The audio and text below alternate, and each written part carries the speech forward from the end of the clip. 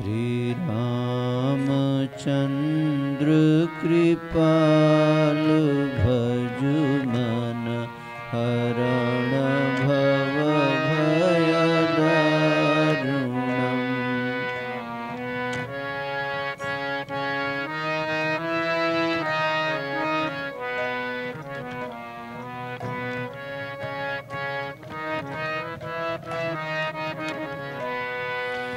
नवकंज लोचन कंज मुख कर कंज पद कंजारुणम्।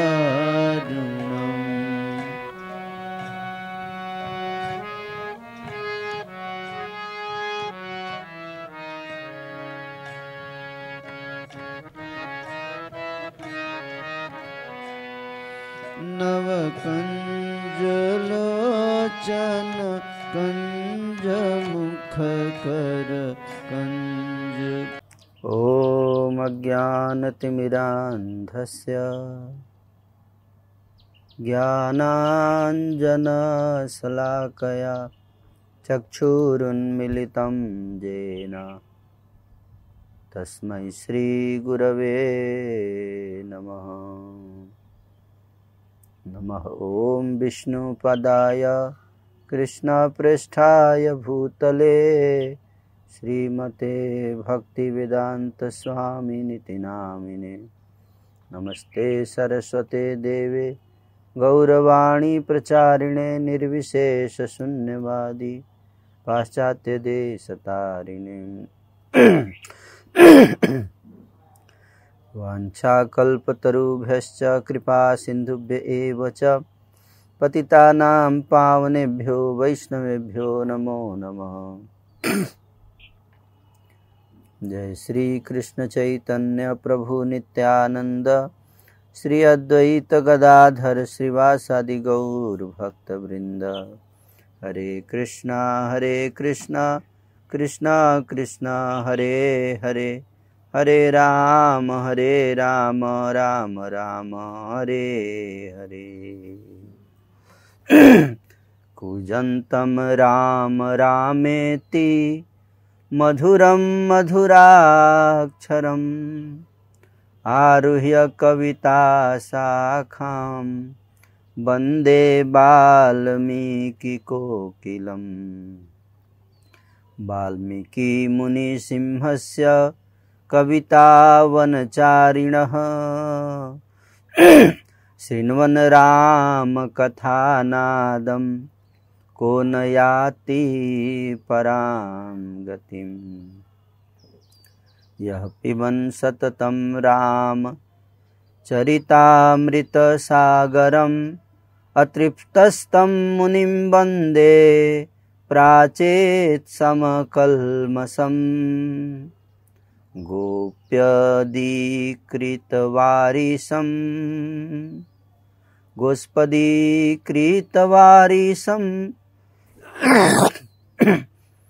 मशकीकृतराक्षसं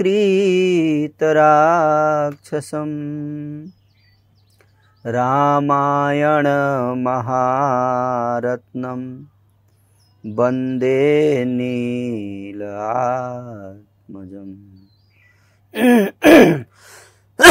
अंजनानंदनं वीरं जानकी शोकनाशनं कपीशम् अक्षहन्तारं वन्दे लङ्काभयङ्करम्।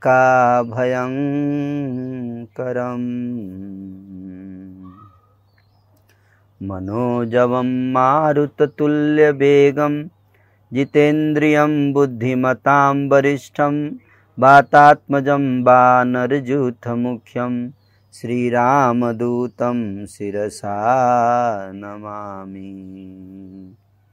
उल्लङ्घ्य सिन्धो सलिलं सलीलं यः शोकवहनी जनकात्मजाया प्रादाय तेनैव ददाह लङ्कां नमामि तं प्राञ्जलिराञ्जनेयम्।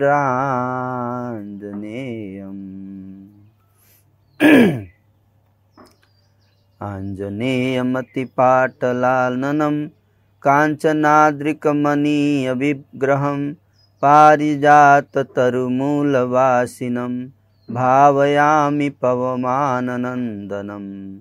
यत्र यत्र रघुनाथ कीर्तनं तत्र तत्र कृतमस्तकाञ्जलिं बाष्पवारि परिपूर्णलोचनं मारुतिं नमत राक्षसान्तकं मारुतिं नमत राक्षसान्तकं।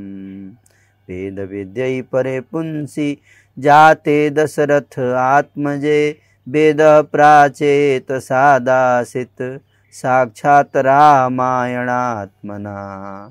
तदुपगत समास संधियोगं सममधुरोपनतार्थवाक्यबद्धं रघुवरचरितं मुनि प्रणीतं दशशिरसश्चं वधं निशामयध्वं।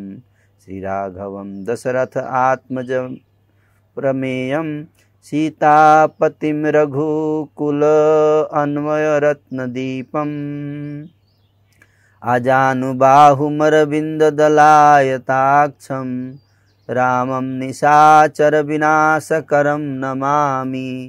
वैदेही सहितं सुरद्रुमतले हैमे महामण्डपे मध्ये पुष्पकमासने मणिमये विरासने सुस्थितम्। अग्रे पाचयति प्रमञ्चनसुते तत्त्वं मुनिभ्यः परं व्याख्यान्तं भरतादिभिः परिवृतं रामं भजे श्यामलम्।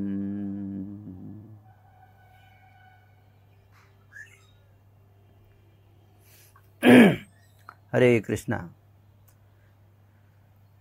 तो काफ़ी समय के बाद हम लोग पुनः राम कथा को प्रारंभ करने जा रहे हैं। और पिछले जो सत्र में जो हमने चर्चा किया था, तो हमारी कथा पहुंच गई थी अयोध्यापुरी का वर्णन। ये अध्याय बालकांड के 5वें, 6ठे और 7वें अध्याय को हमने पिछले सत्र में चर्चा किया था। 5वां अध्याय था राजा दशरथ द्वारा सुरक्षित अयोध्यापुरी का वर्णन।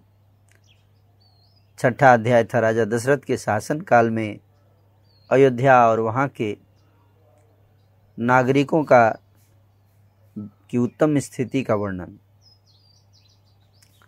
और जो 7वां अध्याय था उसमें चर्चा हुआ था कि महाराज दशरथ के राजमंत्री, उनके गुण और उनकी नीतियों का वर्णन किया गया। तो इस प्रकार से सीन सेट हो चुका है। अयोध्यापुरी तैयार है राम कथा, रामलीला के लिए। और अभी हम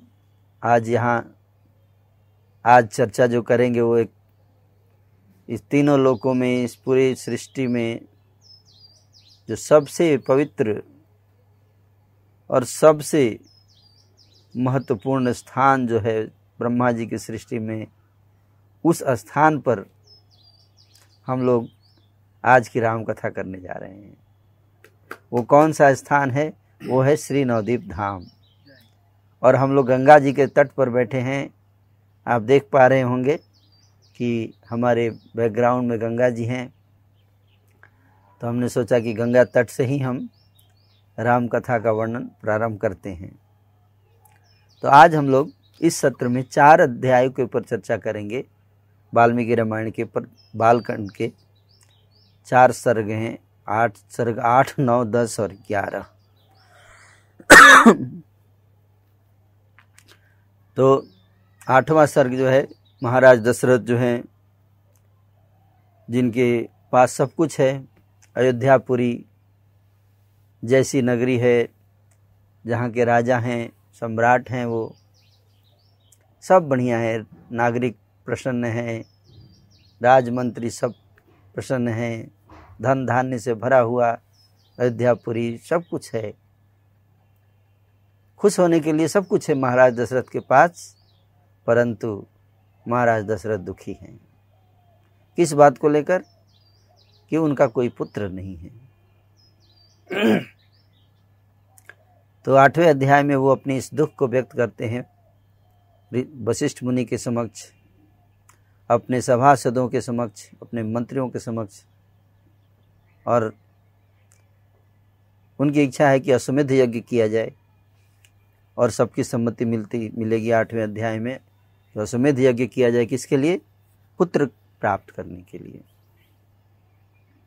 और इस प्रकार से सहमति लेकर अश्वमेध यज्ञ की तैयारी की आज्ञा देकर राजा दशरथ जाते हैं अपनी रानियों के पास। तीनों रानियां, माता कौशल्या, माता कैकेयी और माता सुमित्रा, और जाकर तीनों को बताते हैं कि पुत्र प्राप्ति के लिए अश्वमेध यज्ञ का प्रायोजन किया जा रहा है। और उसके बाद जाकर एकांत में बैठते हैं तो उनके महामंत्री सुमंत जी आते हैं और सुमंत जी आकर उनको एक पूर्व वृत्तांत बताते हैं। और उस वृत्तांत में वो बताते हैं कि किस प्रकार से सनत कुमार ने सतयुग में एक कथा सुनाई थी, जिस कथा में उन्होंने बताया था कि त्रेता युग में महाराज दशरथ होंगे और उनके पुत्र के रूप में भगवान स्वयं प्रकट होंगे। और पुत्र प्राप्ति कैसे होगी उसका उन्होंने बताया था कि ऋषि श्रृंगी आएंगे और वो पुत्र कामेष्टि यज्ञ करवाएंगे, और उस यज्ञ से महाराज दशरथ को पुत्र रत्न की प्राप्त होगी। अश्वमेध यज्ञ से नहीं, बल्कि पुत्र कामेष्टि यज्ञ करना पड़ेगा। और वो यज्ञ जो है वो कौन करा सकते हैं? ऋषि श्रृंग, जो ऋषि विभंडिका के पुत्र हैं। तो फिर ऋषि श्रृंग कहाँ मिलेंगे? तो उन्होंने, महाराज दशरथ पूछते हैं कि ऋषि श्रृंग कहाँ मिलेंगे? तो उन्होंने बताया, तो 10वें अध्याय में बताया जाएगा ऋषि श्रृंग का वृतांत, कि कैसे ऋषि श्रृंग का जन्म होता है और किस प्रकार से वो अंग देश में पधारते हैं, जहाँ पे महाराज रोमपाद का शासन है। और अंग देश में जो है वो वहाँ पर महाराज रोमपाद, उनकी पुत्री शांता से उनका विवाह होता है। ये समस्त वृत्तांत जो है वो 10वें अध्याय में बताएंगे। और फिर महामंत्री सुमंत जी राजा दशरथ से विनय करेंगे कि आप अंग देश जाइए, आपके मित्र महाराज रोमपाद से प्रार्थना कीजिए कि वो ऋषि श्रृंग को अयोध्या भेजें। और फिर 11वें अध्याय में सुमंत्र के कहने से राजा दशरथ जाएंगे अंग प्रदेश, और अंग देश जाकर और वहाँ से लेकर आएंगे ऋषि श्रृंग को। और उसके बाद फिर क्या होगा? पुत्र कामेष्टि यज्ञ होगा। और यज्ञ के बाद परम भगवान श्री रामचंद्र जी प्रकट होंगे। और अंग प्रदेश कहाँ है? अयोध्या प्रदेश तो आप जानते हैं, बहुत प्रसिद्ध हो गया है इसलिए, लेकिन अंग देश का वर्णन किया गया शास्त्रों में। या बिहार में जो भागलपुर मुंगेर जो जिला है वो पहले अंग देश के नाम से जाना जाता था, और वहीं पर ऋषि श्रृंग का आश्रम भी है। तो महाराज दशरथ अयोध्या से जाएंगे कहाँ? मुंगेर, और वहाँ से लेकर आएंगे ऋषि श्रृंग को। तो मैंने आपको 4 अध्यायों के संक्षिप्त में कथा सुनाई, अब इसको हम विस्तार से चर्चा करेंगे। तस्य चैवं प्रभावस्य धर्मज्ञस्य महात्मनः सुतार्थे तप्यमानस्य न आसीद वंशकरः सुतः। संपूर्ण धर्मों को जानने वाले महात्मा राजा दशरथ इस प्रकार से प्रभावशाली होते हुए भी पुत्र के लिए सदा चिंतित रहते थे। उनके वंश को चलाने वाला कोई पुत्र नहीं था, सब कुछ था उनके पास। खुश होने के लिए एक व्यक्ति को एक जो भी वस्तु चाहिए वो सब था महाराज दशरथ के पास। फिर भी एक चीज की कमी थी, पुत्र रत्न नहीं हुआ था जो वंश परंपरा को आगे लेकर जाए। उसके लिए चिंता करते करते एक दिन महामनस्वी महाराज दशरथ के मन में यह विचार हुआ कि मैं पुत्र प्राप्ति के लिए अश्वमेध यज्ञ का अनुष्ठान क्यों न करूं, और ऐसा विचार करके अपने समस्त शुद्ध बुद्धि वाले मंत्रियों के साथ परामर्श पूर्वक यज्ञ करने का ही निश्चित विचार करके उन महातेजस्वी बुद्धिमान एवं धर्मात्मा राजा ने महामंत्री सुमंत्र से कहा, हे मंत्री प्रवर, तुम मेरे समस्त गुरुजनों एवं पुरोहितों को यहाँ शीघ्र बुला लाओ। तो अपने मंत्रियों से, सभासदों से विचार किया और फिर उन्होंने कहा कि तुम मेरे जितने राजपुरोहित हैं, जैसा कि पहले हम चर्चा कर चुके हैं कि महाराज दशरथ के 2 काउंसिल था, है ना। एक था मंत्रियों का कमेटी, एक था पुरोहितों का कमेटी।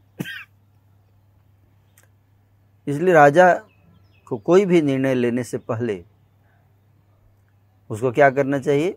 विचार विमर्श करना चाहिए, सलाह लेनी चाहिए। किससे? जो लोग दक्ष हैं। दोनों प्रकार का सलाह, भौतिक सलाह भी और आध्यात्मिक सलाह भी। भौतिक सलाह के लिए उनके भौतिक सलाहकार थे उनके मंत्रीगण, और उनके आध्यात्मिक सलाहकार थे उनके पुरोहितगण। तो 8 लोगों की काउंसिल थी, कमेटी थी, सभा,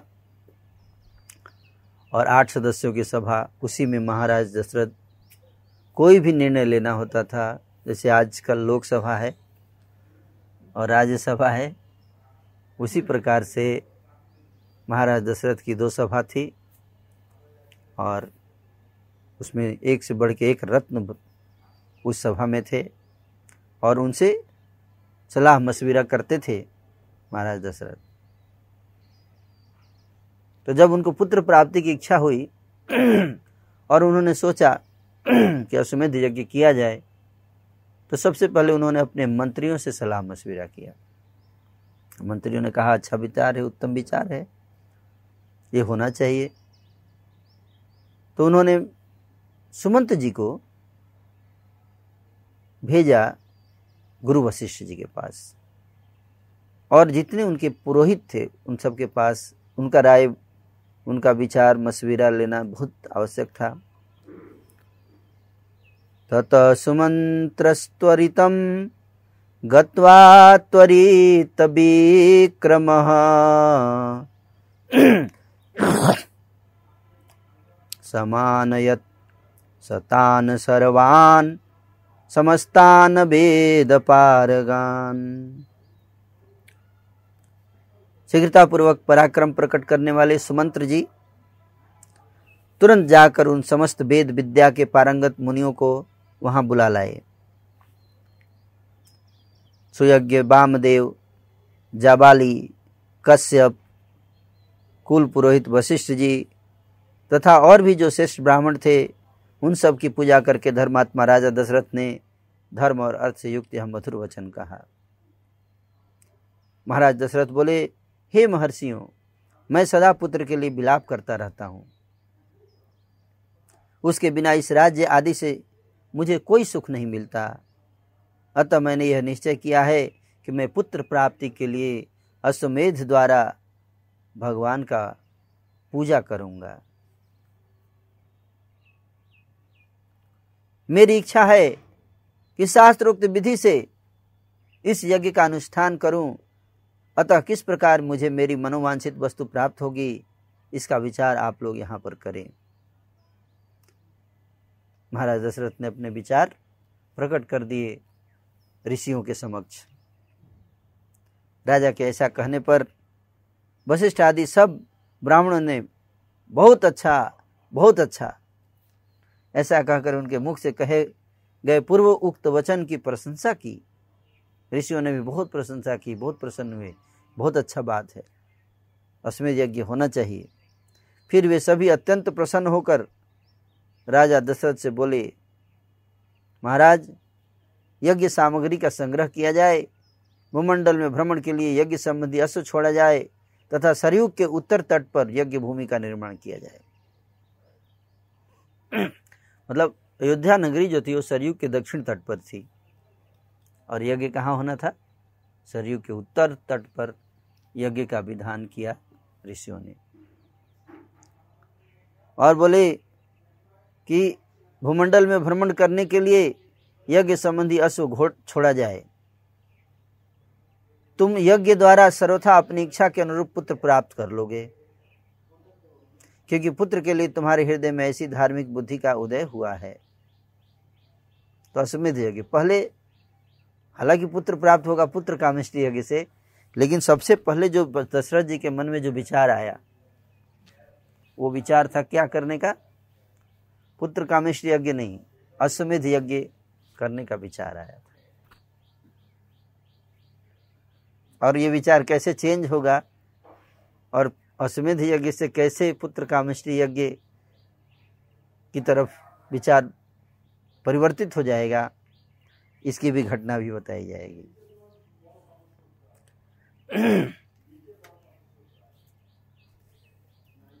ब्राह्मणों का यह कथन सुनकर राजा बहुत संतुष्ट हुए। महाराज दशरथ के नेत्र चंचल हो उठे। वे अपने मंत्रियों से बोले, गुरुजनों की आज्ञा के अनुसार यज्ञ की सामग्री यहाँ एकत्र की जाए। शक्तिशाली वीरों के संरक्षण में उपाध्याय सहित घोड़े को छोड़ा जाए। सरयू के उत्तर तट पर यज्ञ भूमि का निर्माण हो। शास्त्रोक्त विधि के अनुसार क्रमशः शांति कर्म का विस्तार किया जाए, जिससे विघ्नों का निवारण हो। यदि इस श्रेष्ठ यज्ञ में कष्टप्रद अपराध बन जाने का भय ना हो तो सभी राजा इसका संपादन कर सकते हैं, परंतु ऐसा होना कठिन है, क्योंकि विद्वान ब्रह्म राक्षस यज्ञ में विघ्न डालने के लिए छिद्र ढूंढा करते हैं। कोई भी यज्ञ करेंगे तो उसका फल मिलता है। कुछ भी प्राप्त करना है तो वैदिक शास्त्र क्या बताते हैं? वैदिक शास्त्र कहते हैं कि कोई भी अभिष्ट की सिद्धि के लिए, प्राप्ति के लिए इंसान को यज्ञ करना चाहिए। और कलयुग में कौन सा यज्ञ करना है? कृते यध्यायते विष्णु त्रेतायाम यते मखः द्वापरे परिचर्यायाम कलौ तदहरि कीर्तनम। कलयुग में हरि कीर्तन, तद हरि कीर्तनम। हरे कृष्ण कृष्ण कृष्ण हरे हरे, हरे राम राम राम हरे हरे, कलौ तद हरि कीर्तनम। कोई भी अभिष्ट सिद्धि प्राप्त करनी है, जिस प्रकार से महाराज दशरथ को पुत्र नहीं था तो उनको पुत्र प्राप्त करने के लिए उन्होंने क्या किया? यज्ञ किया। तो उसी तरह से पहले त्रेता युग में क्या किया जाता था? सिद्धि के लिए, कोई भी अभिष्ट सिद्धि प्राप्त करनी हो उसके लिए यज्ञ किया जाता था। लेकिन कलयुग में क्या करना है? तद हरि कीर्तनम, भगवान के नाम का कीर्तन। राजा के द्वारा सम्मानित हुए समस्त मंत्री पूर्ववत उनके वचन को सुनकर बोले, बहुत ही अच्छा, ऐसा ही होगा। तैयारी के लिए जब राजा ने कहा तो सब लोग तैयार हो गए कि हाँ, यज्ञ की तैयारी शुरू की जाए, यज्ञ किया जाए। आप जैसे बोले महाराज, आपकी आज्ञा का पालन किया जाएगा। तथा द्विजास्ते धर्मज्ञा वर्धयन्तो नृपोत्तमम् अनुज्ञातास्ततः सर्वे पुनर्जगमु यथागतम्। इस प्रकार वे सभी धर्मज्ञ ब्राह्मण भी नृपश्रेष्ठ दशरथ को बधाई देते हुए उनकी आज्ञा लेकर जैसे आए थे वैसे ही फिर लौट गए। उन ब्राह्मणों को विदा करके राजा ने मंत्रियों से कहा, पुरोहितों के उपदेश के अनुसार इस यज्ञ को विधिवत पूर्ण करना चाहिए। वहां उपस्थित मंत्रियों से ऐसा कहकर परम बुद्धिमान नृपश्रेष्ठ दशरथ उन्हें विदा करके अपने महल में चले गए। वहां जाकर नरेश ने अपनी प्यारी पत्नियों से कहा, देवियों दीक्षा ग्रहण करो, मैं पुत्र के लिए यज्ञ करूंगा। मंत्रियों को ऐसे बताकर और फिर कहाँ गए? अपनी प्यारी पत्नियों के पास गए और उनको भी कहा, क्या कहा कि दीक्षा ग्रहण करो। किसकी दीक्षा? यज्ञ की दीक्षा। यज्ञ की दीक्षा ग्रहण की जाती है, तब यज्ञ में बैठा जाता है, है ना। जैसे मोदी जी ने दीक्षा लिए थे, किस चीज की? प्राण प्रतिष्ठा की, और 11 दिन तक फास्टिंग और सब व्रत करना पड़ता है। तब जाके आप यज्ञ में सम्मिलित हो सकते हैं, नहीं कि कहीं से भी आके बैठ गए यज्ञ में, है ना। उस मनोहर वचन से उन सुंदर कांति वाली रानियों के मुख कमल बसंत ऋतु में विकसित होने वाले कमल के समान खिल उठे और अत्यंत शोभा पाने लगे। क्योंकि रानियों को तो ज्यादा उत्सुकता थी पुत्र रत्न प्राप्त करने के लिए, है कि नहीं। महाराज दशरथ को जितनी उत्सुकता थी उससे अधिक उत्सुकता थी रानियों को। तो जैसे महाराज दशरथ गए और उनको बताए कि पुत्र प्राप्ति के लिए अश्वमेध यज्ञ का तैयारी चल रहा है, तो वो लोग बहुत खुश हो गई, प्रसन्न हो गई। यहाँ पे वर्णन किया जा रहा है कि प्रसन्नता दिखनी चाहिए चेहरे पर। तो मुख कमल के समान खिल, जैसे कमल खिलता है तो कितना सुंदर लगता है, वैसे प्रसन्न चित्त होने से मुख भी प्रसन्न हो गया रानियों के।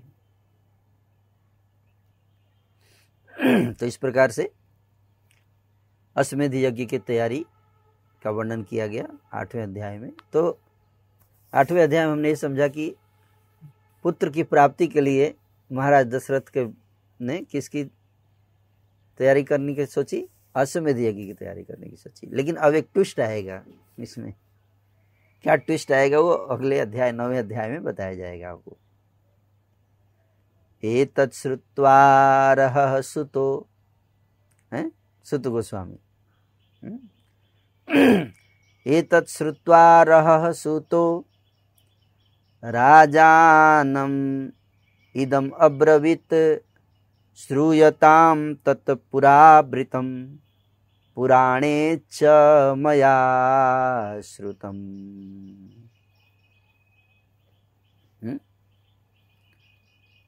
तो पुत्र के लिए अश्वमेध यज्ञ करने की बात सुनकर मंत्री सुमंत ने राजा दशरथ से एकांत में कहा। सबके बीच में बोल सकते थे, लेकिन उन्होंने सोचा कि नहीं, ये मैटर पर्सनल है और 1 to 1 ही बात करना चाहिए। तो जब राजा एकांत में जब चले गए अपने महल में और जाकर बैठ गए, तो वहां पर सुमंत जी आते हैं और उनसे कहते हैं कि हे महाराज, एक प्राचीन इतिहास का मैं वर्णन आपसे करना चाहता हूँ। तो उन्होंने पूछा महाराज कि आप कौन सा इतिहास, क्या इतिहास? बोले वो इतिहास जो मैंने पुराणों से सुना है। उस इतिहास का वर्णन सुमंत जी कहते हैं कि मैंने पुराणों में सुना है। उसका वर्णन पुराण से वर्णन सुने। उस समय मतलब पुराण होता था, इसका मतलब त्रेता युग में, है ना। और आश्चर्य की बात यह है कि महाराज दशरथ के पुत्र के रूप में भगवान प्रकट होंगे, ये सुमंत जी को पता था पहले से ही। वो बता रहे हैं कि मैंने सुन रखा है कथा में कि आपके पुत्र के रूप में भगवान आएंगे और यज्ञ होगा, और यज्ञ ऐसे होगा, ऐसे नहीं जैसे आप सोच रहे हैं। तो इसको कहते हैं शास्त्र। शास्त्र पढ़ेंगे तो बहुत सारी बातें पहले ही बता दी गई है शास्त्रों में। इस विशेष रूप से भगवान के अवतारों से संबंधित जो घटनाएं, जैसे श्री चैतन्य महाप्रभु के अवतार नवद्वीप धाम मायापुर में होगा, ये शास्त्रों में पहले से बता दिया गया है कि भगवान इस समय आएंगे। कल की अवतार संभल गांव में होगा, जहाँ पे अभी मंदिर बनने जा रहा है कल की भगवान का। ये सब आश्चर्य है ना। एक साधारण व्यक्ति आश्चर्यचकित हो जाता है कि पहले से कैसे बता दिया गया। यही विशेषता है वैदिक शास्त्र की, सनातन धर्म की विशेषता है। सनातनियों को अपने धर्म को पढ़ना चाहिए। शास्त्रों को पढ़ेंगे तब अपने सनातन धर्म की महिमा को जान पाएंगे कि भूत की बात तो बताई गई है, वर्तमान क्या हो रहा है वो तो बताया गया है, भविष्य में क्या होने वाला है वो भी बता दिया गया है। इतनी खूबसूरत संस्कृति है ये सनातन संस्कृति, सनातन शास्त्र, सनातन धर्म। तो सुमंत जी कहते हैं मैंने एक कथा सुनी है पुराणों से जिसमें आपके पुत्र के जन्म के बारे में ही कुछ सूचना दी गई है। बोले क्या कथा, सुनाइए। राजा दशरथ बोले सुनाइए। कहते ऋत्विजों ने पुत्र प्राप्ति के लिए इस अश्वमेध रूप उपाय का उपदेश किया है, परंतु क्या बोले, परंतु जितने ऋत्विज थे, जितने पुरोहित थे, वो सब तो बोले हैं कि क्या बोले हैं कि आप अश्वमेध यज्ञ करो। फिर लग गया क्या, परंतु। परंतु यहाँ तक वशिष्ठ जी भी थे उस ऋतु में, वशिष्ठ जी भी यही बोले थे कि ठीक है अश्वमेध यज्ञ किया जाए, लेकिन सुमंत्र जी ने चेंज कर दिया सारा प्लान। क्या कहते हैं सुमंत जी, कहते हैं परंतु मैंने इतिहास के रूप में कुछ विशेष बात सुनी है। हे महाराज, पूर्व काल में भगवान सनत कुमार ने ऋषियों के निकट एक कथा सुनाई थी। एक प्राचीन काल में एक कथा हुई थी, सत्संग हुआ था। किसके मध्य सत्संग हुआ था? ऋषि मुनियों के मध्य सत्संग हुआ था। और कथावाचक कौन थे? सनत कुमार जी, मतलब ब्रह्मा जी के 4 पुत्र, सनक, सनातन, सनंदन और सनत कुमार। सुमंत जी कहते हैं कि वो कथा जो हुई थी, वो चर्चा जो हुई थी सनत कुमार और ऋषियों के बीच में, उस कथा में आपके पुत्र की प्राप्ति के संबंधित कुछ चर्चा हुई थी उस कथा में। उसका वर्णन मैं आपको सुनाना चाहता हूँ। महाराज दशरथ बोले हाँ सुनाइए, क्या चर्चा हुई थी मेरे पुत्र के प्राप्ति के लिए? बोले, उन्होंने कहा था काश्यपस्य च पुत्रोस्ति बिभाण्डक इति श्रुतः ऋषिणाम। बोले कि कश्यप ऋषि के एक पुत्र होंगे जिनका नाम होगा विभाण्डक ऋषि। अब कथा शुरू हो रही है किसकी? विभाण्डक ऋषि की कथा शुरू हो रही है। अब विभाण्डक ऋषि के बारे में आपको थोड़ा समय बताऊंगा, यहाँ पे वर्णन नहीं है, पर मैं आपको सुनाऊंगा कथा, क्योंकि तब हम समझ पाएंगे कि विभाण्डक ऋषि कौन थे। विभाण्डक ऋषि कश्यप जी के पुत्र हैं। और विभाण्डक ऋषि के मन में इस भगवत प्राप्ति की लालसा आई और इसको उन्होंने घोर तपस्या किया। घोर तपस्या करने लगे, खूब तपस्या करने लगे, तीव्र तपस्या करने लगे। और उनकी तपस्या से महाराज इंद्र, देवताओं के राजा जो हैं वो देवराज इंद्र, वो असुरक्षित महसूस करने लगे। क्यों? क्योंकि हर व्यक्ति जिसके पास पद है, सम्मान है, वो सोचता है कोई दूसरा उसका पद सम्मान ना ले ले। तो कोई दूसरा व्यक्ति अगर तपस्या करता है तो इंद्र को इनसिक्योरिटी हो जाती है, असुरक्षित हो जाते हैं। वो ऐसा सोचने लगे कि कहीं विभाण्डक ऋषि मेरा पद तो नहीं लेना चाहते हैं। उनकी तपस्या को भंग करने के लिए इंद्र ने मेनका को भेजा, जो स्वर्ग की अप्सरा है। और मेनका की विभाण्डक ऋषि के तपोस्थली में आई और उसने उनका तप भंग कर दिया। और फिर विभाण्डक ऋषि देखकर उत्तेजित हुए और उनका वीर्य गिर गया। वो वीर्य जो है वो जल में प्रवाहित हो गया और उस जल को एक मृगी पी गई और उसके मृगी के पीने से उसका गर्भ हो गया। वो साधारण मृगी नहीं थी। ये भी बताया गया है कि ब्रह्मा जी ने एक बार एक गंधर्वी को श्राप दिया था, क्योंकि वो नित्य कीर्तन कर रही थी, तो उसमें उसने कुछ दोष कर दिया। ब्रह्मा जी को क्रोध आ गया, उन्होंने श्राप दिया कि तुम मृगी बन जाओ। तो उसने पूछा कि मेरा उद्धार कैसे होगा, तो उन्होंने बताया कि विभांडक ऋषि के जो वीर्य होगा उसको तुम पियोगी और तुम्हारे गर्भ से ऋषि श्रृंग प्रकट होंगे, तब तुम्हारा उद्धार होगा। तो उसको पी लिया उसने, और फिर उसी से जो है ऋषि श्रृंग प्रकट हुए। इसलिए उनका शरीर तो मनुष्य का था, लेकिन 2 सिंह था उनका, इसलिए उनको श्रृंग मतलब सिंह, क्योंकि चूंकि मृग से प्रकट हुए थे, मृगी से, इसलिए उनके 2 सिंह थे मृग के जैसे, इसलिए उनका नाम पड़ा ऋषि श्रृंग। लेकिन विभांडक ऋषि बहुत असंतुष्ट हो गए, बहुत दुखी हो गए। मैंने हजारों वर्ष तपस्या किया और वो तपस्या मेरी भंग हो गई। स्त्री कितना खतरनाक है, स्त्री संग है, विशेष रूप से किसके लिए? गृहस्थों के लिए नहीं, बट जो निवृत्ति मार्ग में हैं, जो सन्यास के रास्ते पर हैं, जो तपस्या के रास्ते पर हैं, उन संतों के लिए ये खतरा है।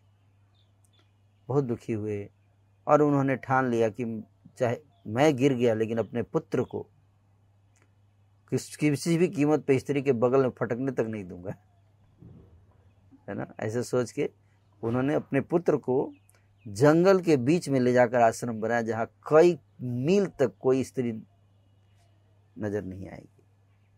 तो उनका थोड़ा सा इतिहास मैंने बताया विभांडक ऋषि का, ताकि हम इसको समझ पाएंगे। तो महर्षि काश्यप के विभांडक सुमंत जी बोलते हैं किससे? राजा दशरथ से, कि सनत कुमार जी कथा सुना रहे हैं किसको? ऋषियों को। और अब सनत कुमार जी क्या सुना रहे हैं? वो सुना रहे हैं कौन? सुमंत जी महाराज दशरथ को। तो कथा के बीच में कथा हो रही है, तो मैं कथा सुना रहा हूं कि राजा दशरथ सुमंत जी सुना रहे हैं कि सनत कुमार सुना रहे हैं। तो 3 लोग सुना रहे हैं, पैरेलली 3 कथाएं चल रही हैं। कौन? एक तो मैं आप लोगों को सुना रहा हूं, क्या उसमें क्या सुना रहा हूं कि सुमंत जी राजा दशरथ को सुना रहे हैं। वो क्या सुना रहे हैं? वो चीज सुना रहे हैं जो सनत कुमार ऋषियों को सुना रहे हैं, है ना। तो क्या सुना रहे हैं? वही कह रहे कि विभांडक ऋषि जो हैं उनका भी एक पुत्र होगा, जिसके लोगों में ऋषि श्रृंग नाम से प्रसिद्धि होगी। वे ऋषि श्रृंग मुनि सदा वन में ही रहेंगे और वन में ही सदा लालन पालन पाकर वे बड़े होंगे। वो कभी शहर में गांव में घूमेंगे ही नहीं, वो हमेशा कहाँ रहेंगे? ऋषि श्रृंग वन में ही रहेंगे और वन में ही उनका लालन पालन होगा। सदा पिता के ही साथ रहने के कारण विप्रवर ऋषि श्रृंग दूसरे किसी को नहीं जानेंगे। पूरे लाइफ में केवल एक ही व्यक्ति को उन्होंने देखा है, उससे बात किया है। वो कौन? उनके पिताजी विभांडक ऋषि।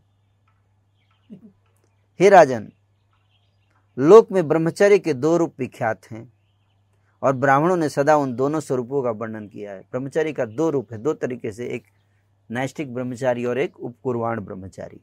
2 तरीके से ब्रह्मचर्य होता है। तो एक तो है दंड मेखला आदि धारण रूप मुख्य ब्रह्मचर्य, वो मुख्य ब्रह्मचर्य है। और दूसरा ऋतु काल में पत्नी समागम रूप गौण ब्रह्मचर्य, है ना, कि एक पत्नी के साथ, वो भी ऋतु काल में पत्नी के साथ समागम करके जो गृहस्थ जीवन में संयमित जीवन तरीके से जीवन व्यतीत करते हैं, उनको भी गृहस्थ ब्रह्मचारी कहा जाता है। तो वो गृहस्थ ब्रह्मचारी है ना। और यहाँ भी बताया कि वो जो महात्मा है ऋष्य श्रृंग, उनका नाम क्या है? ऋष्य श्रृंग। वो महात्मा ऋष्य श्रृंग जो है 2 प्रकार के ब्रह्मचर्य का पालन करेंगे, पहले मुख्य ब्रह्मचर्य, फिर गौण ब्रह्मचर्य जब विवाह हो जाएगा उनका। कैसे? आगे बताएंगे।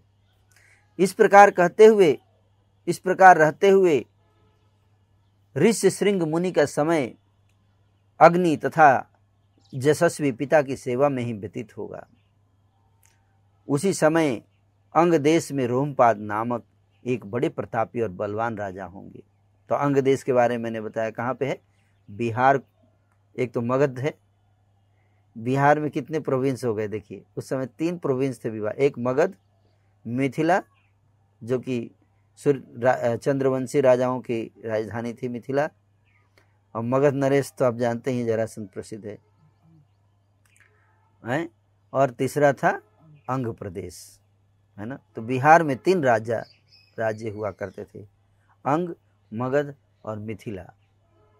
ये 3 तो मैं जहाँ तक समझ पा रहा हूँ, और भी होंगे ना।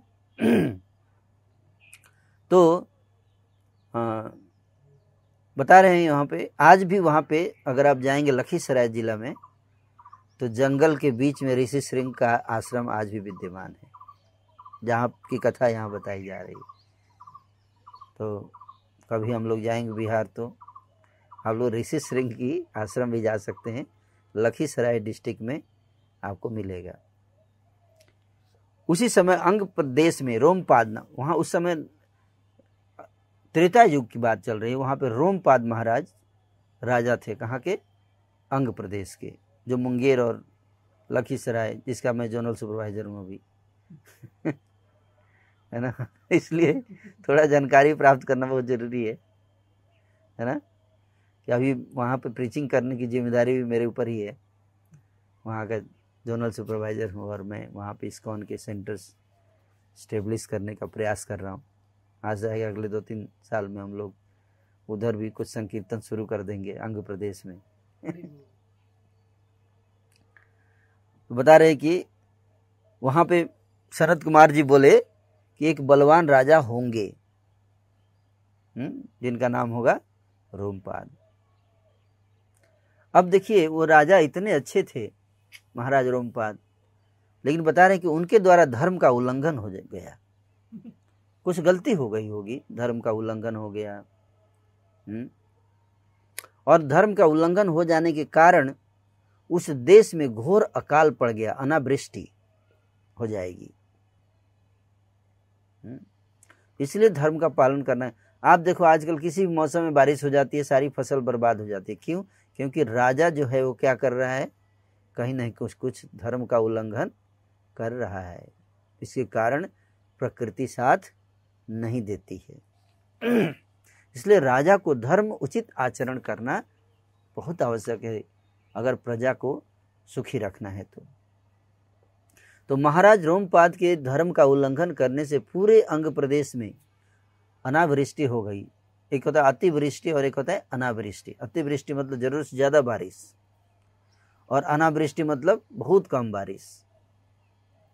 और उस अनावृष्टि के कारण, क्योंकि आजकल लोगों को शुद्ध हिंदी भी नहीं समझ में आती, इसलिए उसको भी बताना पड़ता है। अनावृष्टि शुद्ध हिंदी है, लेकिन अनावृष्टि ये क्या होता है, तो इसलिए बताना पड़ रहा है। 2 तरह की वृष्टि, एक अतिवृष्टि, एक अनावृष्टि। अनावृष्टि मतलब बहुत कम बारिश, है ना। तो जब अनावृष्टि, जिसको अकाल भी बोलते हैं, सूखा भी बोलते हैं, तो सूखा पड़ गया और उसके कारण सब लोगों को अत्यंत भयभीत कर देगी। सूखा पड़ जाएगा और सब लोग अत्यंत भयभीत हो जाएंगे। ऐसा सतयुग की कथा है। ये कथा कौन सुना रहे हैं? सनत कुमार जी ऋषियों को सुना रहे हैं। कौन से युग में? सतयुग में सुना रहे हैं कि त्रेता युग में ऐसा होगा। वर्षा बंद हो जाने के कारण राजा रोमपाद को भी बहुत दुख होगा।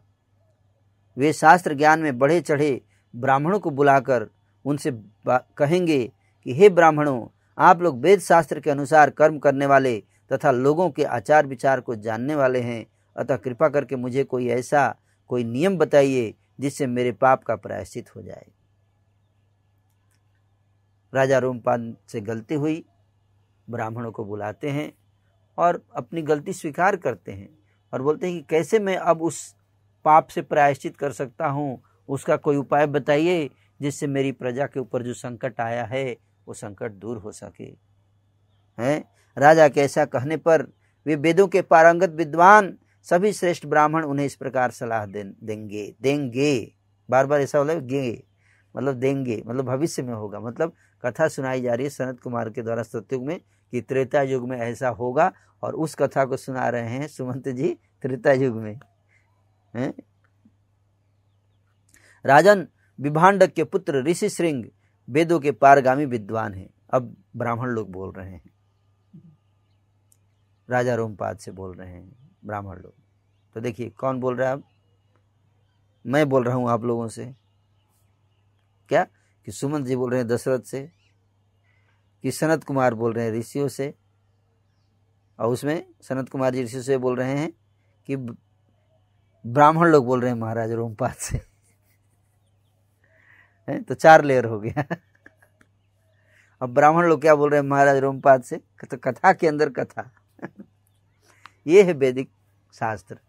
नहीं समझेंगे तो हम लोग कंफ्यूज हो जाएंगे, इसलिए अब ब्राह्मण बोल रहे हैं महाराज रोमपाद से। क्या बोल रहे हैं कि हे राजन, आप जो कह रहे हैं कि मेरे पाप का नाश कैसे होगा, तो इसका एक उपाय है। ये जो बारिश नहीं हो रही है और अकाल पड़ गया है, सूखा पड़ गया है, इसको दूर करने का एक ही तरीका है। बोले क्या? अगर कोई शुद्ध ब्रह्मचारी के चरण आपके राज्य की भूमि पर पड़ेगा तो तुरंत बारिश होगी। बोले तो ब्रह्मचारी कहाँ से आएगा? शुद्ध ब्रह्मचारी कहाँ से लाया जाए? इसलिए ब्रह्मचारी की कितनी शक्ति है आप इसी बात से अंदाजा लगा सकते हैं कि जो ब्रह्मचर्य व्रत का पालन करते हैं उनके अंदर कितना पावर आ जाता है। कि यहाँ बता रहे हैं ब्राह्मण लोग, क्या बता रहे हैं? विभांडक के पुत्र ऋष्य श्रृंग वेदों के पारगामी विद्वान हैं। हे महाराज रोमपाद, आप सभी उपायों से उन्हें यहाँ ले आइए। मतलब कोई भी उपाय कीजिए, उनको लेकर आ जाइए यहाँ पे। उनको बुलाकर उनका भली भांति सत्कार कीजिए, फिर एकाग्रचित होकर वैदिक विधि के अनुसार उनके साथ अपनी कन्या शांता का विवाह कर दीजिए।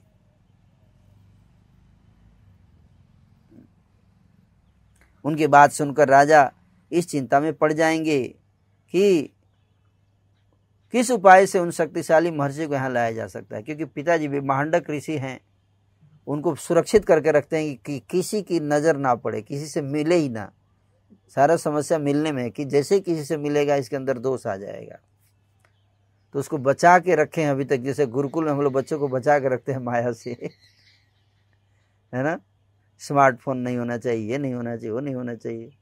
जैसे महाराज तो विभांडक ऋषि जो अपने पुत्र ऋषि श्रृंग को बचा के रखे हैं सेफ।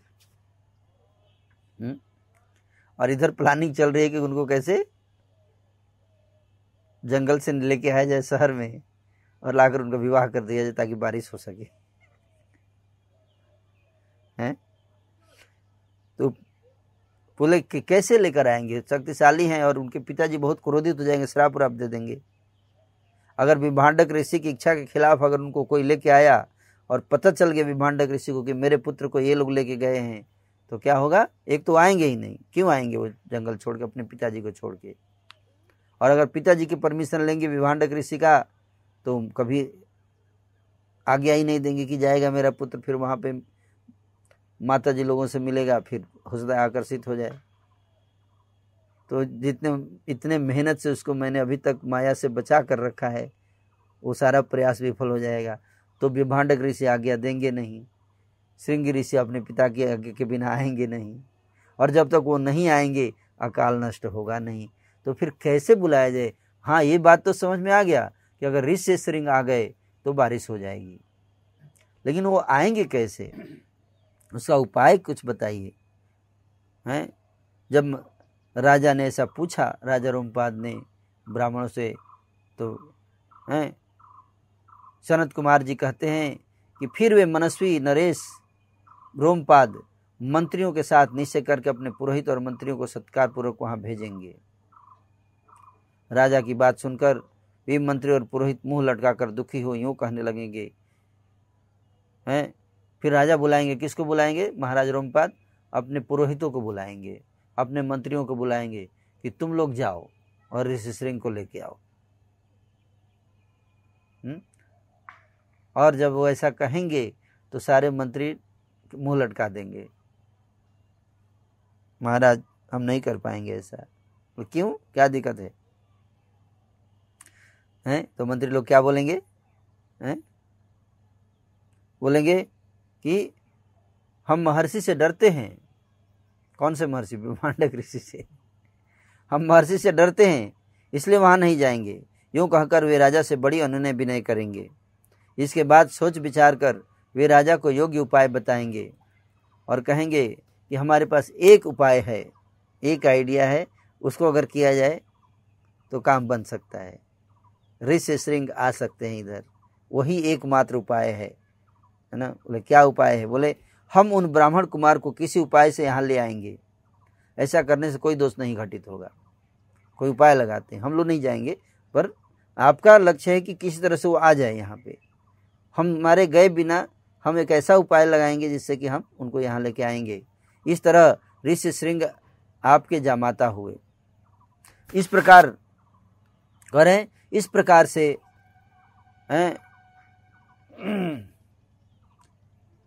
इस प्रकार वो लोग बोले कि वेश्याओं की सहायता से अंगराज मुनि कुमार ऋषि श्रृंग को अपने यहाँ बुलाएंगे। हम वेश्याओं को भेजेंगे, वेश्याओं को कोई श्राप भी नहीं देगा, और उनके आते ही इंद्रदेव इस राज्य में वर्षा करेंगे। फिर राजा उन्हें अपनी पुत्री शांता समर्पित कर देंगे और इस तरह ऋषि श्रृंग आपके जमाता हुए वे ही आपके लिए पुत्रों को सुलभ कराने वाले यज्ञ कर्म का संपादन करेंगे। यह सनत कुमार जी की कही हुई बात मैंने आपसे निवेदन की है। ये ऋषि श्रृंग जो है उनकी कथा हुई। वेश्याओं को भेजा जाएगा, वेश्याएं उनको लेकर आएंगी और फिर उनका विवाह हो जाएगा किससे? शांता से। रोमपाद की पुत्री शांता से विवाह होगा। और चूंकि रोमपाद जो है महाराज दशरथ के मित्र हैं, इसलिए रोमपाद के जामाता हुए कौन? ऋषि श्रृंग। सो महाराज दशरथ के भी जामाता हुए ऋषि श्रृंग। और जब आपके जामाता ऋषि श्रृंग है तो जामाता को बुलाएंगे तो आ जाएंगे, यज्ञ करा देंगे। यह सुनकर राजा दशरथ को बड़ी प्रसन्नता हुई। उन्होंने सुमंत्र से कहा, मुनि कुमार ऋषि श्रृंग को वहां किस प्रकार और जिस उपाय से बुलाया गया वह स्पष्ट रूप से बताओ। बोले वेश्याओं को कैसे वेश्याएं लेके आ गई? जिसको ब्राह्मण लोग नहीं लेके आ पाए, ऋषि मुनि लेकर नहीं आ पाए जंगल से शहर में, जिसको मंत्री लोग नहीं अपने दिमाग लगा के लेके आ पाए, तो वेश्या कैसे लेके आ गई? थोड़ा विस्तार से बताओ, कैसे आए वो रोमपाद के राज्य में? राजा की आज्ञा पाकर उस समय सुमंत्र ने इस प्रकार कहना आरंभ किया। राजन, रोमपाद के मंत्रियों ने ऋषि श्रृंग को वहां जिस प्रकार और जिस उपाय से बुलाया था वह सब मैं बता रहा हूं। आप मंत्रियों सहित मेरी बात सुनिए। उस समय अमात्य सहित पुरोहित ने राजा रोमपाद से कहा, महाराज, हम लोगों ने एक उपाय सोचा है जिसे काम में लाने से किसी भी विघ्न बाधा के आने की संभावना नहीं है। ऋषि श्रृंग मुनि सदा वन में ही रहकर तपस्या और स्वाध्याय में लगे रहते हैं। वे स्त्रियों को पहचानते तक नहीं है। अगर कोई स्त्री जाए तो उनको पहचान भी नहीं कि स्त्री है, उनको पता ही नहीं स्त्री और पुरुष। और विषयों के सुख से भी सर्वथा अनभिज्ञ हैं। स्त्री को पहचानते नहीं, कभी देखा ही नहीं तो पहचानेंगे क्या? और विषय के सुख से सर्वदा अनभिज्ञ हैं। हम मनुष्यों को चित्त को मथ डालने वाले मनोवांछित विषयों का प्रलोभन देकर उन्हें अपने नगर में ले आएंगे। कुछ प्रलोभन देंगे उनको, और वो प्रलोभन ऐसा होगा कि एक बार उनको मिलेगा तो वो स्वयं आएंगे शहर में। अतः इसके लिए शीघ्र प्रयत्न किया जाए। यदि सुंदर आभूषणों से विभूषित होकर मनोहर रूप वाली वेश्याएं वहां जाएं तो वे भली भांति भांति के उपाय से उन्हें लुभाकर इस नगर में ले आएंगी। अतः उन्हें सत्कार पूर्वक भेजना चाहिए। कोई नाना प्रकार के उपाय करेंगे। यह सुनकर राजा ने पुरोहित को उत्तर दिया, बहुत अच्छा, आप लोग ऐसा ही करें। आज्ञा पाकर पुरोहित और मंत्रियों ने उस समय वैसे ही व्यवस्था की। तब नगर की मुख्य वेश्याएं राजा का आदेश सुनकर उस महान वन में गई और मुनि के आश्रम से थोड़ी ही दूर पर ठहरकर उनके दर्शन का उद्योग करने लगी। तो वेश्याओं ने जाकर डेरा डाल दिया, कैंप। कहाँ? उनके आश्रम के बगल में ही। और इंतजार करने लगी, कभी तो निकल के आश्रम से इधर आएंगे घूमते घूमते। मुनि कुमार ऋषि श्रृंग बड़े ही धीर स्वभाव के थे, सदा आश्रम में ही रहा करते थे। उन्हें सर्वदा अपने पिता के पास रहने में ही अधिक सुख मिलता था, अतः वे कभी आश्रम के बाहर नहीं निकलते थे। ब्रह्मचारी आश्रम में हमेशा रहते थे, कहीं बाहर भी नहीं जाते थे। उन तपस्वी ऋषि कुमार ने जन्म से लेकर उस समय तक पहले कभी न तो कोई स्त्री देखी थी और न पिता के सिवा दूसरे किसी पुरुष का ही दर्शन किया था। न स्त्री न पुरुष, केवल अपने पिता को देखे थे और न पुरुष भी किसी पुरुष का दर्शन नहीं किया था। स्त्री की तो बात ही भूल जाइए। कभी नगर या राष्ट्र के गांव में उत्पन्न हुए दूसरे दूसरे प्राणियों को भी वे नहीं देख पाए थे। तदनंतर एक दिन विभांडक कुमार ऋषि श्रृंग अकस्मात घूमते फिरते उस स्थान पर चले आए जहां वे वेश्याएं ठहरी हुई थी। वहां उन्होंने उन सुंदरी वनिताओं को देखा। उन प्रमदाओं का वेश बड़ा ही सुंदर और अद्भुत था। वे मीठे स्वर में गा रही थी।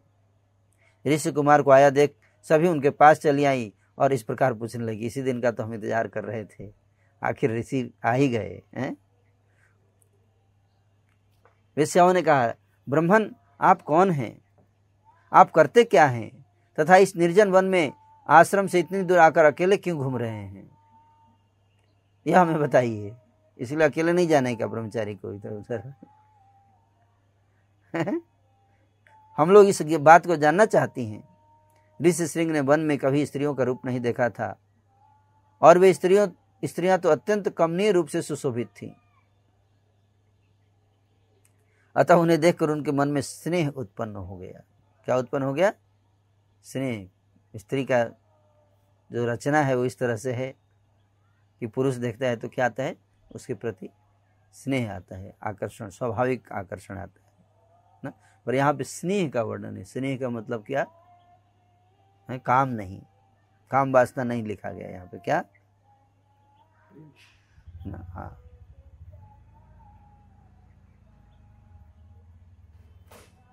तस्य मतिर्जाता आख्यातम पितरम स्वकम।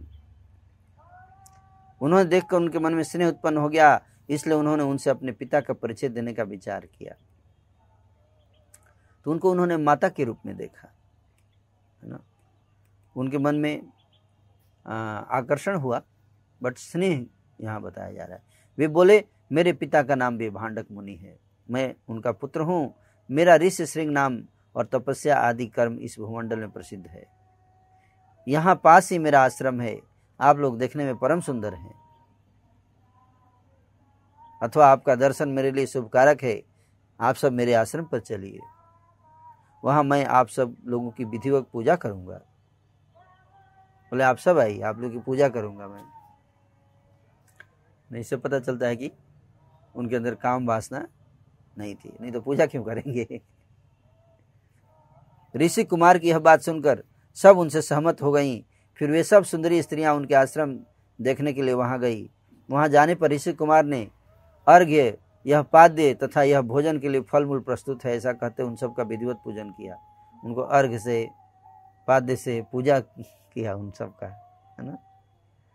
और पूजा करके क्या किया, उनका फिर फल और कंदमूल फल जो भी था आश्रम में प्रस्तुत किया। ऋषि की पूजा स्वीकार करके वे सभी वहां से चली जाने को उत्सुक हुई। उन्हें विभांडक मुनि का भय लग रहा था, इसलिए उन्होंने शीघ्र ही वहां से चले जाने का विचार किया कि ऋषि के आने से पहले गायब हो जाना चाहिए, तो आएंगे तो श्राप दे देंगे।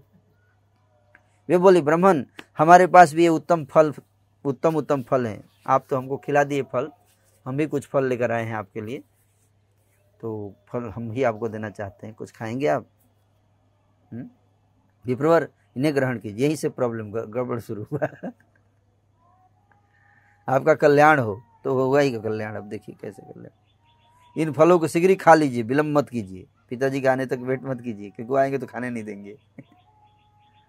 है ना। ऐसा कहकर उन सब ने हर्ष में भरकर ऋषि का आलिंगन किया और उन्हें खाने योग्य भांति भांति के उत्तम पदार्थ तथा बहुत सी मिठाइयाँ दी। बोले, फल है, मिठाई, उनको मिठाई खाया नहीं लाइफ में, केवल फल खाए थे। तो उन्होंने कहा कि ये भी फल है। अब फल के नाम पे उन्होंने क्या खिलाया? गुलाब जामुन और वो सब, हाँ सब लड्डू और ये सब दिया हुआ, बढ़िया बढ़िया स्वादिष्ट मिठाई, उन्हें उत्तम पदार्थ तथा बहुत सी मिठाइयाँ दी। उनका रस आस्वादन करके उन तेजस्वी ऋषि ने समझा कि ये फल ही है ना। तो उनको क्या लगा, फल ही है। आवाज आ रहा होगा उसे, हरि नाम है, हो जाएगा ना। तो उन तेजस्वी ऋषि ने समझा कि ये फल ही है, क्योंकि उस दिन के पहले उन्होंने कभी वैसे पदार्थ पूरी लाइफ में कोई मिठाई नहीं खाए थे कभी भी। उनको लगा कि ये क्या है, फल ही है। भला सदा वन में रहने वालों के लिए वैसी वस्तुओं को स्वाद लेने का अवसर ही कहाँ है।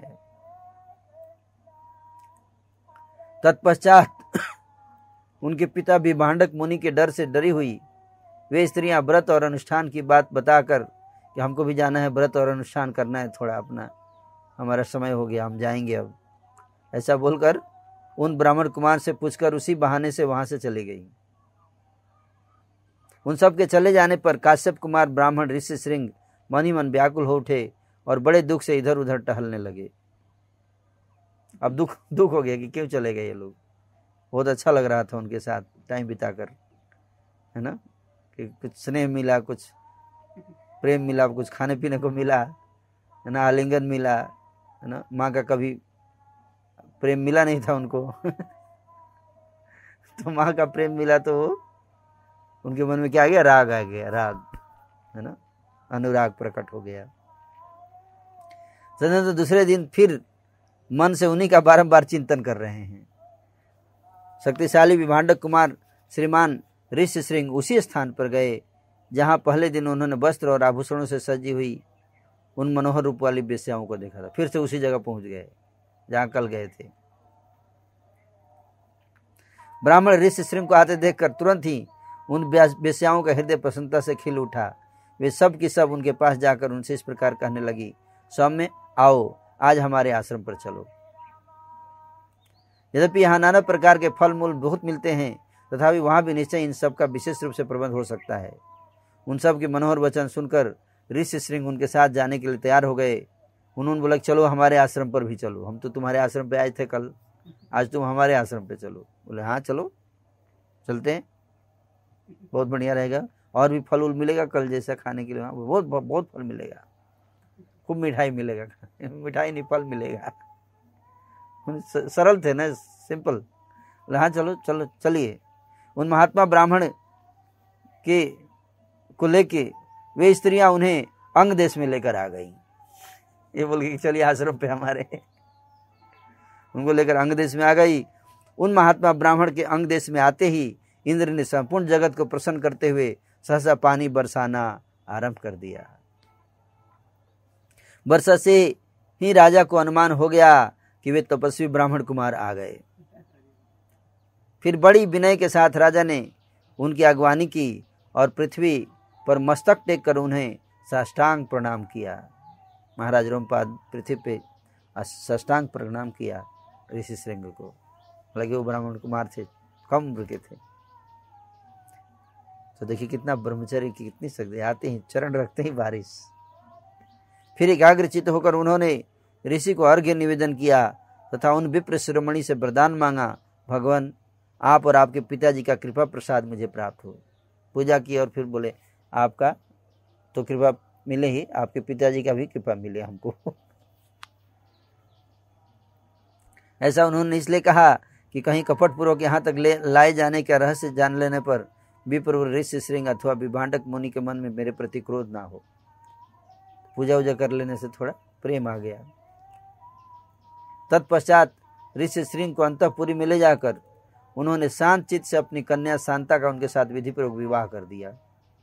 इससे पहले कि आए विभांडक ढूंढते ढूंढते बेटे को छठ मंगनी पट ब्याह एक बार विवाह हो जाएगा तो फिर शराब वराब नहीं देंगे। ये आइडिया था कि अपने ही रिलेटिव को थोड़े शराब पिया जाएगा। तो रिलेशन बन गया ना, तो रिलेशन में शराब नहीं देंगे ना। तो फटाक बिहार में आज भी होता है, चट में उठा के ले जाएंगे, विवाह हुआ कर देंगे, फिर बाद में बोलेगा हो गया विवाह क्या। ऐसा करके राजा को बड़ी प्रसन्नता हुई। इस प्रकार महातेजस्वी ऋषि श्रृंग राजा से पूजित हो संपूर्ण मनोवांछित भोग प्राप्त कर अपनी धर्म पत्नी शांता के साथ वहां रहने लगे। तत्पश्चात सुमंत्र ने फिर कहा, हे महाराज दशरथ, आप पुनः मुझसे अपने हित की वह बात सुनिए जिसे देवताओं में श्रेष्ठ बुद्धिमान सनत कुमार जी ने ऋषियों को सुनाया था। उन्होंने कहा था कि इक्ष्वाकु वंश में दशरथ नाम से प्रसिद्ध एक परम धार्मिक सत्य प्रतिज्ञ राजा होंगे। सनत कुमार जी ने सतयुग में, कब? सतयुग में ही बोल दिया था कि इक्ष्वाकु वंश में दशरथ नाम से प्रसिद्ध एक परम धार्मिक सत्य प्रतिज्ञ राजा होंगे। उनकी अंगराज के साथ मित्रता होगी। अंगराज के एक परम सौभाग्यशालिनी कन्या होगी जिसका नाम होगा शांता। अंग देश के राजकुमार का नाम होगा रोमपाद। महायशस्वी राजा दशरथ उनके पास जाएंगे और कहेंगे कि धर्मात्मन, मैं संतानहीन हूँ, यदि आप आज्ञा दे तो शांता के पति ऋषि श्रृंग मुनि चलकर मेरा यज्ञ करा दें। इससे मुझे पुत्र की प्राप्ति होगी और मेरे वंश की रक्षा हो जाएगी। राजा की यह बात सुनकर मन ही मन उस पर विचार करके मनस्वी राजा रोमपाद शांता के पुत्रवान पति को उनके साथ भेज देंगे। तो जब उनको पता चलेगा, राजा दशरथ बोलेंगे कि ऋषि श्रृंग को भेज दीजिए, तो महाराज रोमपाद खुशी खुशी भेजेंगे उनको। ब्राह्मण ऋषि श्रृंग को पाकर राजा दशरथ की सारी चिंता दूर हो जाएगी और वे प्रसन्नचित होकर उस यज्ञ का अनुष्ठान करेंगे।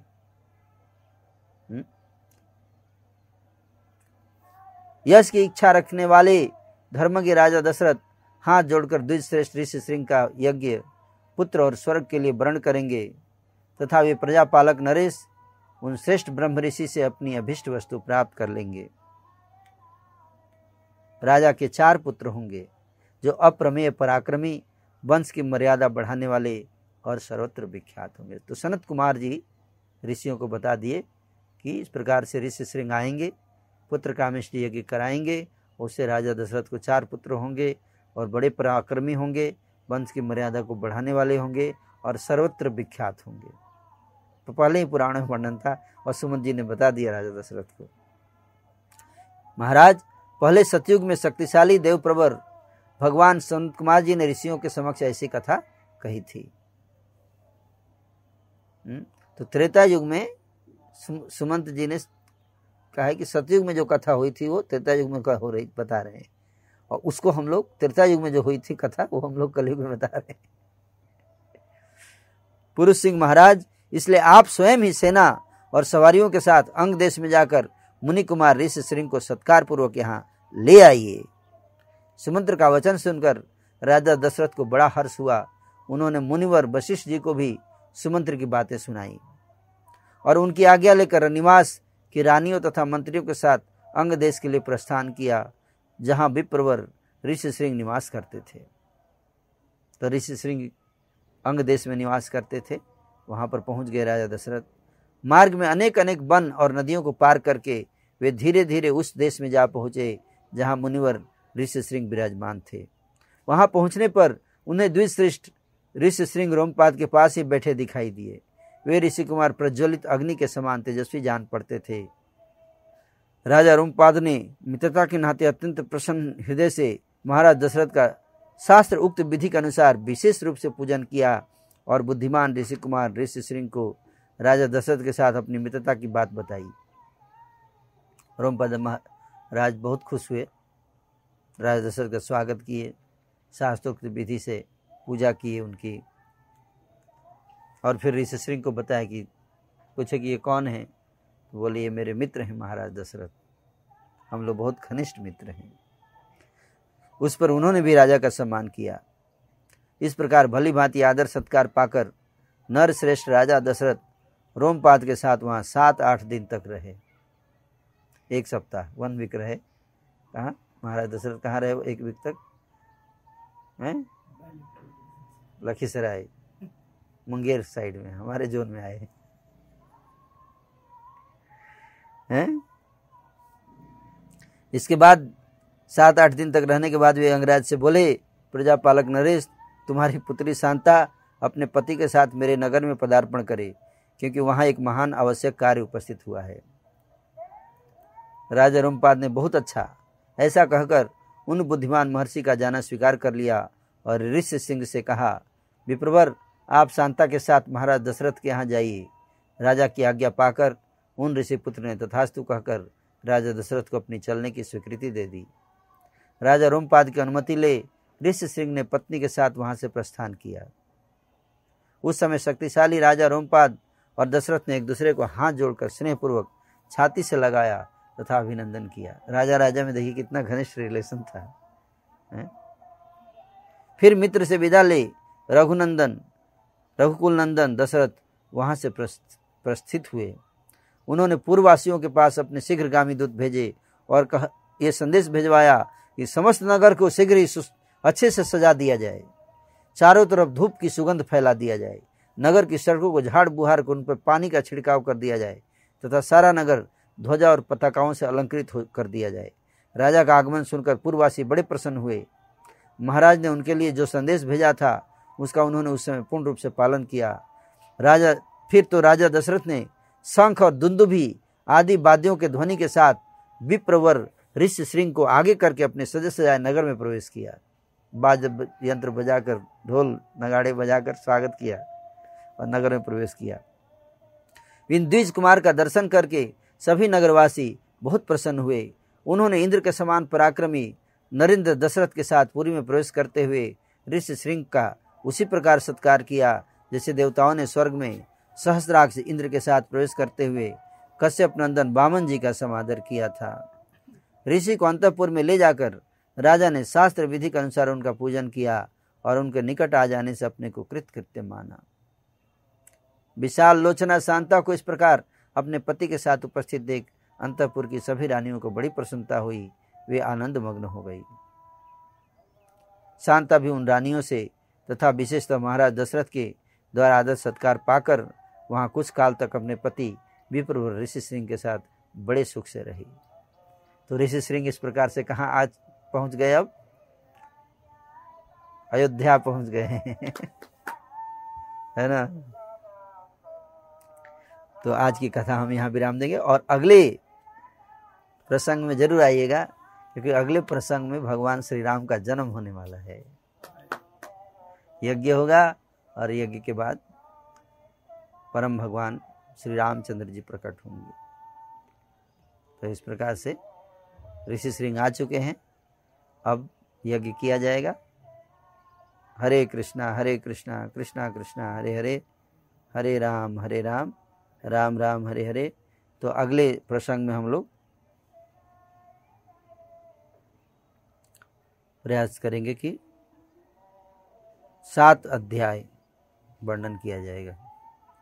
अध्याय 12, 13, 14, 15, 16, 17 और 18 कुल 7 अध्याय में वर्णन किया जाएगा अगले प्रवचन में।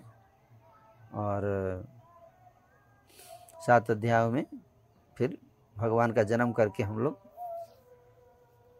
अगली कथा में फिर उसका जन्मोत्सव मनाएंगे।